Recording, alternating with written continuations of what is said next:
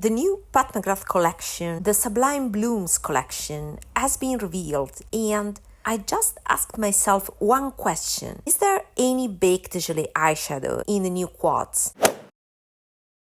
The collection is composed of the well-known Essence, stick blushes, and the two new quads. It looks like both the Essence and the blushes are repromoted with special packaging for this collection. So the new products are the two eyeshadow quads. And therefore, I started my research trying to identify the formula of the quads. First of all the quads are made of cardboard packaging. You can see that well in one of our latest Instagram posts where a makeup artist uses the quad and you can see it's clearly made of cardboard. And then I started taking snapshots from the Pat McGrath official page to answer the question if there's any baked shade in the quads. And this is my finding. In the new quad Nirvana Nectar, you can see clearly there are metallic pans around all four the eyeshadows. So the Nirvana Nectar has no baked shades. Moreover, 3 of the 4 shades are Repromotes from one of her holiday palettes from last year. And from that palette, they also repromote some shades in a quad for Valentine's Day. So apparently they are reusing a lot of shades, and that confirms my opinion that the best time to buy Pat McGrath is during her holiday releases. Because as it happens lately, in the holiday releases they put the most creative effort and then they end up re-promoting the same stuff for the rest of the year. As for what most people will consider the most exciting palette, the Opalescent Orchid quad, I can see pans around the eyeshadows as well, all 4 of them. That is a sign that eyeshadows are in the standard pressed formula that we all know. So it should be a pressed formula, just like the holiday palettes. When there are re-releases, usually they are consistent.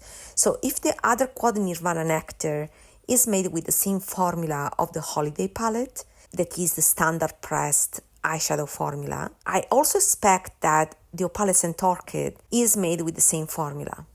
I like that formula and I demoed it in my video about the shimmer eyeshadows. It's not my favorite. The only shimmer formula that I love from Pat that justifies my purchases is the Baked Gelée formula. That has different finishes.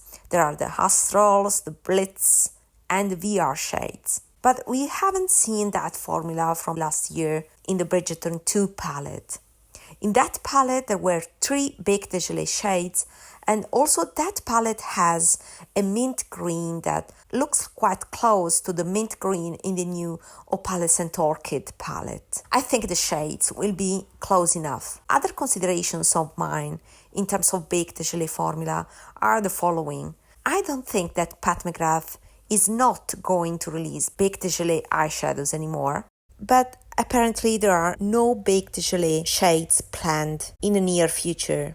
For sure not in this new Sublime Blooms collection. I don't think, like I've heard, it's not possible to get those Baked Gelée anymore because there are many other brands that are releasing this formula. If you're looking for Baked Gelée eyeshadows that are just being released, there is Dior with the Plan de Paris collection where the eyeshadow quints are all Baked Gelée. There's also Bobbi Brown, and I have an entire video dedicated to new Baked Gelée releases.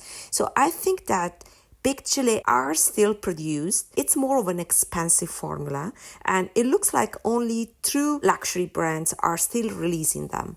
While Pat McGrath has kind of switched to more cost-effective makeup in terms of cost of production, that gives higher margin to them. Also, the packaging is simplified and cheapened. And the proof is that these quads are in cardboard packaging instead of the old lacquered plastic. So yeah, it reflects a choice by the Pat McGrath Labs team, and it's something that diverges from my taste and choices. So I'm going to skip these palettes. Other 2 considerations. One is that this Opalescent Orchid quad but also the packaging and the theme of the entire collection, Sublime Blooms, remind me of spring. I mean, it's spring, the season where nature is blooming. I don't know, it looks like this collection was meant to be released in spring and it has been postponed. And that makes me also thinking that the Mothership release has been postponed as well. So maybe we will get a new Mothership later on. When people asked under Pat McGrath Instagram page about the Mothership palettes, her team replied with the generic "stay tuned." That means nothing because her team's replies are usually meaningless. I do not expect to get information from replies under her Instagram page. But still, the fact that they said "stay tuned" gives me some hope for a new Mothership release in near future, maybe in the fall, who knows.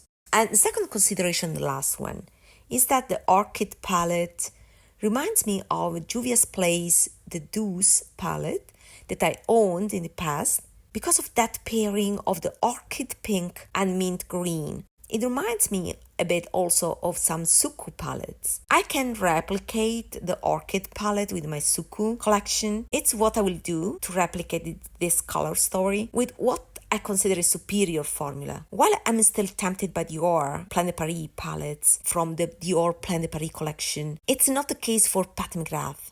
So for me, it's a pass. But let me know in the comments your opinion. Bye bye.